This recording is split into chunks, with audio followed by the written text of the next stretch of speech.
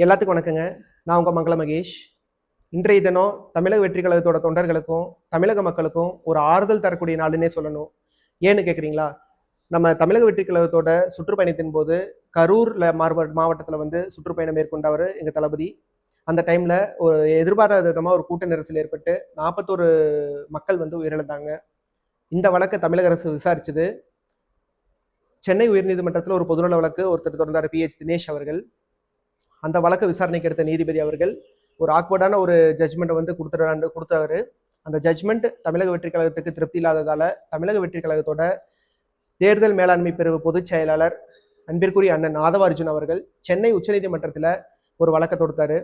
இந்த கரூர் சம்பவ வழக்கை யார் வேணா விசாரிக்கட்டும், SIT கூட விசாரிக்கட்டும், பிரச்சனை இல்லை. ஆனால் உச்சநீதிமன்றத்தோட ஓய்வு பெற்ற நீதிபதியோட தலைமையில ஒரு குழு அமைச்சு அவங்களோட கண்காணிப்புல இந்த விசாரணை நடந்தாதான் ஒரு நேர்மையான வழியில இந்த விசாரணை போகும் அப்படின்னு ஒரு வாதத்தை முன் வச்சாங்க. இந்த வழக்கை வந்து விசாரிச்ச நீதிபதி அவர்கள் திங்கட்கிழமை, அதாவது இன்னைக்கு அக்டோபர் 13ஆம் தேதி ஜட்ஜ்மெண்ட் கொடுக்கறதா அறிவிச்சிருந்தாரு ஒரு 2 நாளைக்கு முன்னாடி. அதன்படி இன்னைக்கு வந்து ஜட்ஜ்மெண்ட் ரிலீஸ் ஆயிருக்கு. இந்த ஜட்ஜ்மெண்ட் 3 அடுக்கா நம்ம பார்க்க வேண்டியதா இருக்கு. தமிழக அரசு கீழே வர்ற SIT இருக்கு இல்லையா, ஸ்பெஷல் இன்வெஸ்டிகேஷன் டிபார்ட்மெண்ட், அவங்க நடத்திட்டு இருந்த விசாரணையை முற்றிலுமா CBI கைப்பற்றி இன்னையிலிருந்து விசாரணை பண்ணுவாங்க.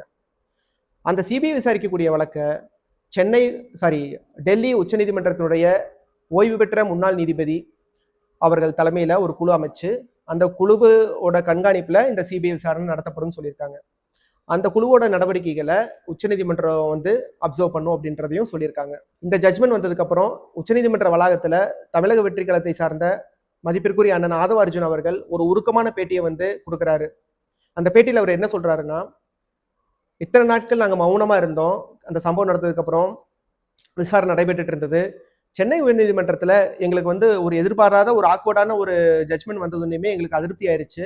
இதை வந்து இப்படியே போனால் சரிப்பட்டு வராதுன்றதுக்காக நாங்கள் உச்சநீதிமன்றத்தில் ஒரு வழக்கு தொடுத்தோம். அந்த வழக்கின் மீது உரிய ஒரு நியாயமான தீர்ப்பு இன்னைக்கு வந்திருக்கு.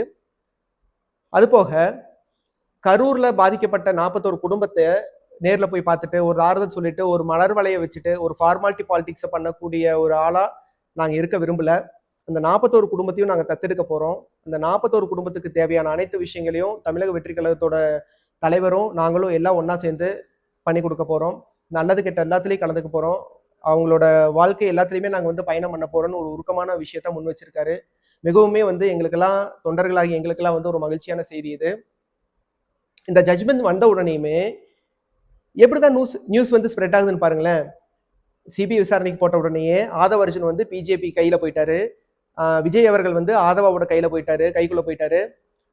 மொத்தமா RSS கைக்குலியா வந்து தமிழக வெற்றி கழகம் மாறிடுச்சு அப்படின்னு ஒரு பேசிக் சென்ஸ் இல்லாத ஒரு விஷயத்த வந்து பரப்ப ஆரம்பிச்சிருக்காங்க தமிழகத்தில் இருக்கக்கூடிய உள்ளூர் பிரதிநிதிகள் சொல்லக்கூடிய ஊபிஸ். ஏன்னு கேக்குறீங்களா?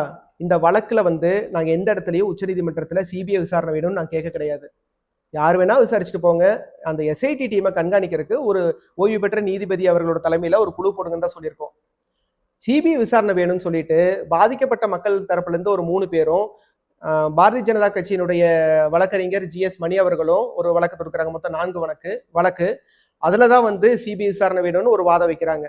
மற்றபடி தமிழக வெற்றி கழக சார்பா வந்து அப்படி எந்த வாதமே வைக்க கிடையாது. CBI வேணும்னு நாங்க கேட்கவே கிடையாது.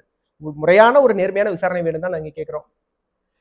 இந்த ஒரு ஜட்ஜ்மெண்ட் வந்து உண்மையாலுமே தமிழக வெற்றி கழகத்தோட நிர்வாகிகளுக்கும் தொண்டர்களுக்கும் ஒரு மகிழ்ச்சியான செய்தி.